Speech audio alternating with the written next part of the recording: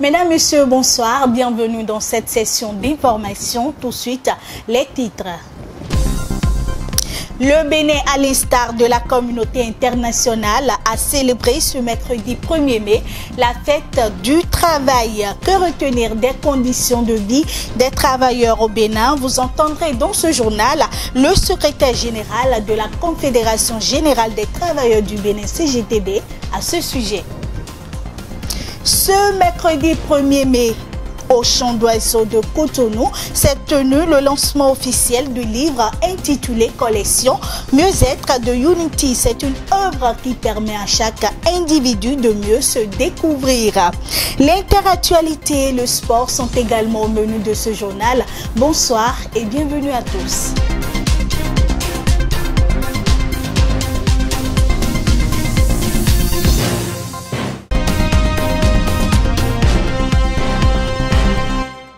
Je l'annonçais en titre, le Bénin, à l'instar de la communauté internationale, a célébré le mercredi 1er mai 2024 la fête du travail. Mais que retenir des conditions de vie des travailleurs au Bénin? Suivez le secrétaire général de la CGTB à ce sujet.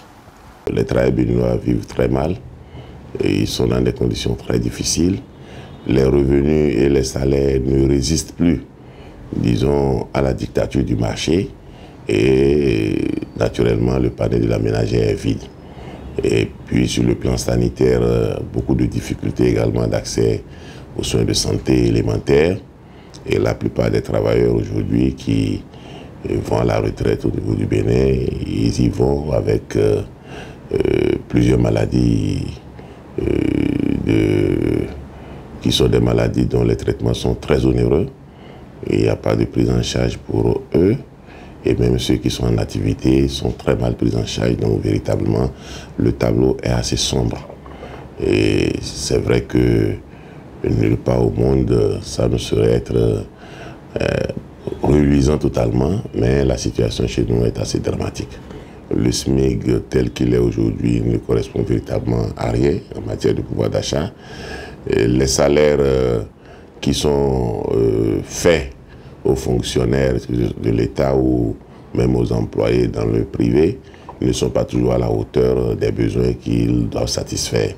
Et la chose est plus dramatique dans l'administration publique puisque avec le régime de la rupture, il y a beaucoup de statuts qui chevauchent. Il y a des gens qui sont les privilégiés de l'école, c'est-à-dire que on les parachute dans l'administration avec des statuts ou des titres pompeux et on leur fait des salaires extraordinaires pendant que la grille salariale de la fonction publique est réellement une grille de misère. Et donc, maintenant, vous savez très bien la situation des positions politiques. On n'en parle pas. Et puis, bon, il y a cette catégorie qui aspire éternellement et tous les jours à devenir enseignant, alors que c'est des enseignants confirmés depuis des lustres. Donc, beaucoup de situations qui dérégulent ou déréglementent un peu le statut d'agent public. Et donc, nous sommes là avec des rémunérations à géométrie variable, que vous soyez, disons, que vous ayez la confiance du chef ou bien que vous soyez expatrié. De toutes les façons, on a créé tellement de flou. Et aujourd'hui, bon, mais ceux qui créent la richesse, ceux qui produisent la richesse, sont vraiment mal lotis. Et c'est vraiment dommage. C'est une journée au cours de laquelle nous faisons l'effort de faire le point. Est-ce que ce que les luttes ont permis de garantir pour que les conditions de travail soient meilleures, est-ce que nous les avons encore en l'état? Est-ce qu'on les a améliorées? Bon, maintenant, que faire pour les améliorer? Et je crois que beaucoup d'acquis ont reculé. Et c'est là tout le sens de ce rappel qu'il faut absolument que nous puissions à chaque fois faire le point et évaluer. Donc, le 1er mai prochain n'échappera pas à cela. Nous allons procéder à l'évaluation, mais comme on le dit, hein, quelle que soit l'évaluation qu'on fera, il y aura toujours un aspect festif. Aujourd'hui, le contrat de travail est devenu une marchandise légère. On l'a tellement fragilisé par cette loi sur l'embauche, au point où même à la prise de service, déjà, le travailleur, le salarié est stressé. Et la peur du lendemain, parce qu'à tout moment, on peut lui dire, il faut partir. Bon, donc tout ça, là, ce ne sont pas des éléments qui consolident ce qui a été déjà acquis. Et donc, ça veut dire qu'on a passé tout le temps sous la rupture à remettre en cause les acquis, et beaucoup d'acquis, même, je pense, sur le plan social seulement, je veux parler sur les autres terrains. Tout le monde sait ce qui se passe, mais ce qui est important pour nous, c'est que la remise en cause de ces acquis-là commence par créer des frustrations, commence par créer des insatisfactions qui pourraient mettre à rude épreuve notre République si on n'est pas garde. Et c'est pour ça que nous, on tire sur la sonnette d'alarme pour dire, écoutez, il est important, nos parents nous disent dans notre langue que même quand on a le bonheur, on peut aller vérifier si c'est un bonheur normal. Et voyons, ça veut dire que le boulevard qu'ils empruntent aujourd'hui pour terroriser, pour gouverner, pour dire c'est eux seuls qui ont la science infuse, ils doivent s'interroger si c'est vraiment un boulevard d'avenir pour nous tous. Ce mercredi 1er mai 2024 s'est tenu au Champ d'Oiseaux de Cotonou le lancement officiel du livre intitulé « Collection Mieux-être » de Unity. Ce premier livre est une œuvre qui permet à chaque individu de mieux se découvrir. Plus de détails avec Priska Roissou et Vital Amoussou. Lancé ce 1er mai 2024 au Champ d'Oiseaux de Cotonou, le livre intitulé « Collection Mieux-être » de Unity, écrit par Isabelle Boismenu, présidente fondatrice de la Fondation Unity et de l'ONG Unity, est composé de 175 pages subdivisées en 3 chapitres. Il aborde plusieurs thématiques liées au physique, au mental et vise, selon l'auteur, à contribuer à l'évolution de la conscience humaine, tout en lui procurant des outils nécessaires pour la santé, le bonheur et la réussite de nos rêves. Ce livre amène un niveau de conscience plus évolué, la conscience de l'unité, l'amour, la paix, le respect, le partage, l'entraide. Alors, c'est des enseignements au niveau du corps physique, du corps émotionnel et du corps mental. Il y a le physique, donc le corps physique, qui parle vraiment du bien-être de soi, la respiration, des techniques de respiration qui nous aident à un mieux-être. On a aussi le respect de tous, le respect de l'environnement, les comportements en société, les bons comportements à avoir. On a le volet émotionnel parce qu'on ne comprend pas nécessairement tout le temps que les émotions négatives que nous gardons à l'intérieur de nous, que nous ne libérons pas, que nous n'apprenons pas à libérer, créent les maladies et les cancers qui remplissent tous nos systèmes de santé. Alors, c'est important d'apprendre à libérer et à exprimer nos émotions. Il faut aussi le rééquilibrage de l'ego. Cet ego, souvent, on n'en parle pas souvent, mais il crée beaucoup de déséquilibres sur Terre. Il crée aussi la violence, les guerres, la violence conjugale. Il est donc, c'est très important, en fait, d'apprendre le rééquilibrage de l'ego. Et on apprend aussi l'amour inconditionnel, l'amour de soi. Donc, le volet émotionnel est très important. Et finalement, ce livre parle du volet mental. Alors, toutes les étapes à suivre pour bien réaliser nos rêves et aussi apprendre comment fonctionne notre subconscient pour pouvoir le reprogrammer afin qu'il reflète nos objectifs de vie et nos rêves. Présent à ce lancement, quelques participants apprécient le travail fait par l'auteur. Je voudrais d'abord remercier l'auteur pour avoir mis à notre disposition, à la disposition du Bénin et de tout le système éducatif, un livre transformateur. Un livre qui va révolutionner non seulement l'enseignement, mais donc chaque être béninois. Ce livre-là, outil transformateur, outil révolutionnaire, est indiqué. Nous devons l'intégrer dans le processus académique depuis le cours primaire jusque dans les universités au Bénin, en Afrique et pourquoi pas dans le monde. Il y a tellement de choses qu'on peut dire, il y a tellement de choses à dire par rapport à cet ouvrage. Quand j'ai fini de le lire, j'ai dit mais je le présente comment? Et vous avez vu comment l'auteur l'a présenté. L'auteur l'a présenté avec toute l'émotion qu'il faut. Elle l'a présenté avec tout l'humanisme. Elle l'a présenté avec tout l'amour. Et ce qu'elle a dit à l'entame du livre est dit. Et c'est ça qui a fait que ce livre, je l'ai lu en 1 heure de temps. Très Très accessible à tous, ce livre est disponible non seulement dans les librairies nationales et internationales, mais aussi aux établissements scolaires voulant l'enseigner, à toute personne et à tous les pays. Il est édité par les éditions Savane du Continent. L'on rencontre très souvent dans notre société des femmes qui abandonnent leurs rêves au détriment de leur mari ou de leur conjoint. Alors, une femme doit-elle abandonner ses rêves ou son travail pour son mari? Sur la question, nous avons recueilli l'avis de quelques citoyens. On les écoute. La femme et l'homme dans le foyer doivent rapporter quelque chose dans la famille, quoi. Donc, si la femme laisse le boulot, genre, elle sera une charge pour le mari. Et ça peut amener des disputes parce qu'on remarque que la plupart des femmes qui laissent leur boulot, lorsqu'ils sont mariés, après quelques années ou quelques temps après, il y a des disputes du genre. Tu n'apportes rien, c'est seulement moi. Et si la femme n'apporte rien dans le foyer, c'est pas bien au fait. Parce qu'il y a des fois, l'homme aura des difficultés et il faudra que la femme soutienne son mari. Et si la femme n'a pas un boulot, elle ne peut pas soutenir son mari.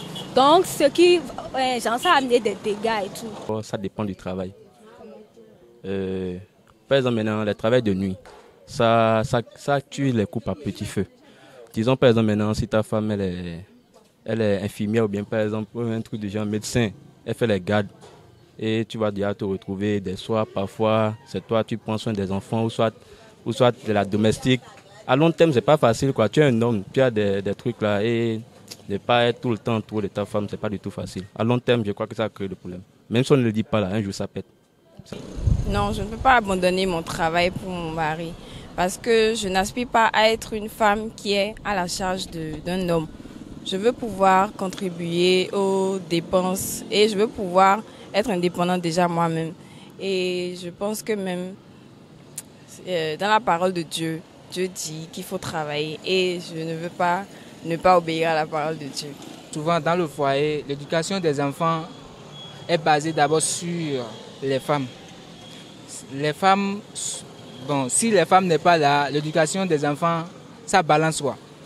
Vous voyez, souvent les hommes n'ont pas le temps de rester à la maison, de s'occuper des enfants, mais l'éducation des enfants là, c'est les femmes qui donnent, c'est la femme qui s'en occupe très bien, c'est les femmes qui s'en occupent.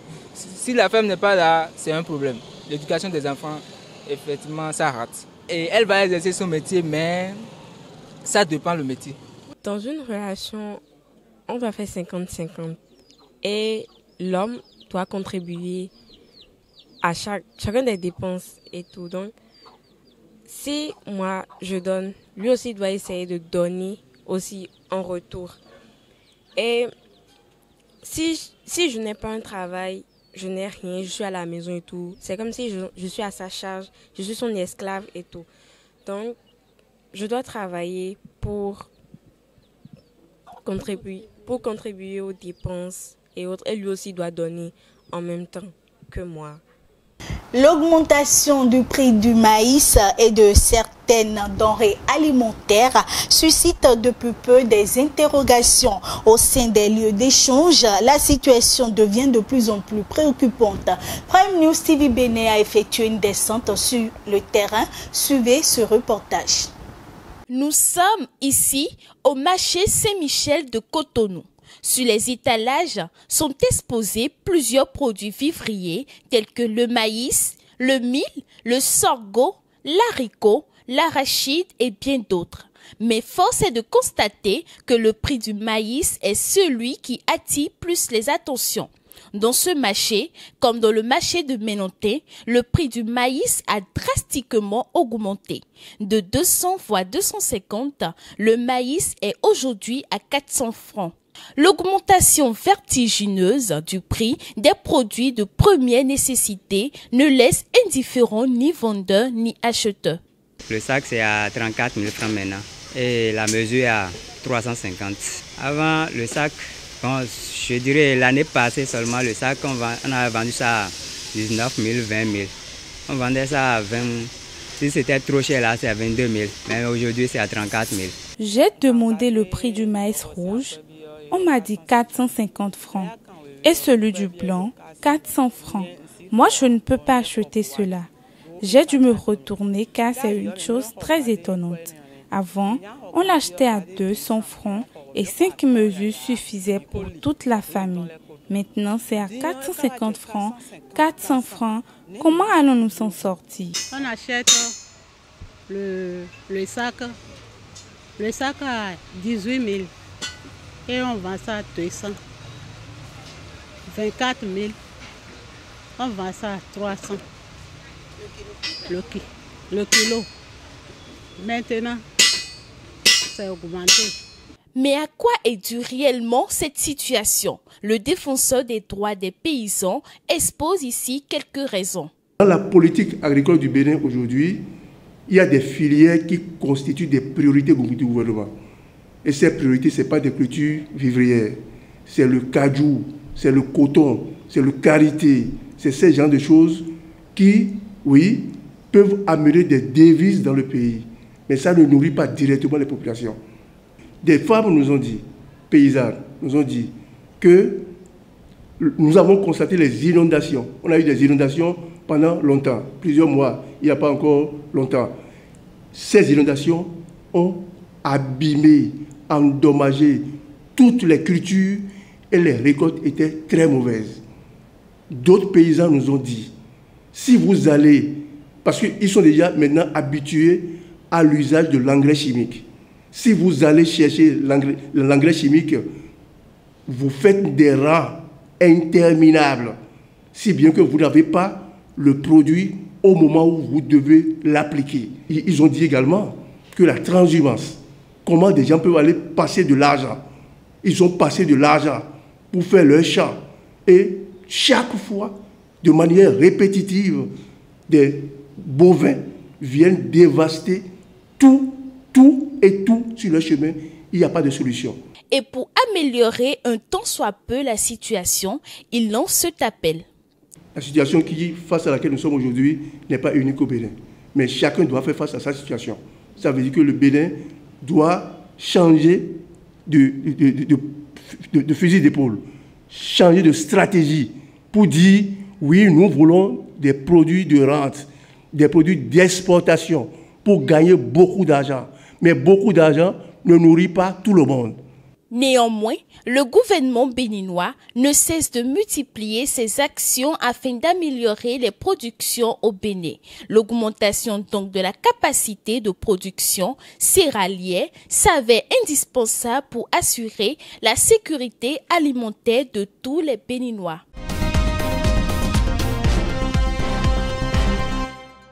Le condensé des informations internationales, c'est avec Ézéchiel Bleu-Amandé. Au Burkina Faso, la situation politique et sécuritaire inquiète les structures de la société civile. La coalition de l'Afrique francophone pour la CPI alerte et interpelle le procureur de la Cour pénale internationale, mais également l'Union africaine et les Nations unies en ce qui concerne les massacres de civils qui s'observent dans le pays et la privation de liberté d'acteurs de la société civile, de syndicats et d'hommes politiques. Les responsables de ces coalitions demandent d'urgence des enquêtes et des poursuites contre les auteurs allégués de ces crimes. La fête du travail a été célébrée dans la sobriété en Côte d'Ivoire ce 1er mai 2024 où une trêve sociale prévaut dans le pays depuis 2022. Pendant 5 ans, le gouvernement et les partenaires sociaux autour d'une table discutent des revendications sociales. Hier, mercredi, les 5 principales centrales syndicales ont été reçues à la primature pour y déposer leur cahier de doléances. En France, l'Assemblée nationale a accepté à l'unanimité ce jeudi 2 mai 2024 la création d'une commission d'enquête chargée d'étudier les abus et violences dont sont victimes les mineurs et les majeurs dans les secteurs du cinéma, de l'audiovisuel, du spectacle vivant, de la mode et de la publicité. La création de cette commission d'enquête répond à une demande formulée à plusieurs reprises par l'actrice Judith Godrèche. Présente dans les tribunes de l'Assemblée, celle-ci est devenue l'une des figures de proue de la lutte contre les violences sexuelles sur les mineurs depuis qu'elle a porté plainte contre les cinéastes Benoît Jacquot et Jacques Douallon pour des faits remontant à son adolescence. Le ministère de la Santé du Hamas a annoncé ce jeudi un nouveau bilan de 34 596 morts dans la bande de Gaza depuis le début de la guerre entre Israël et le mouvement islamiste palestinien le 7 octobre. En 24 heures, au moins 28 morts supplémentaires ont été recensés selon un communiqué du ministère qui fait état de 77 876 blessés en plus de 200 jours de guerre. En Colombie, alors que des milliers de manifestants défilaient pour soutenir les réformes du gouvernement en ce 1er mai 2024, journée internationale des travailleurs, le président Petro a rejoint le rassemblement de Bogota. Il a annoncé que son pays rompait ses relations diplomatiques avec Israël à partir de ce jeudi 2 mai.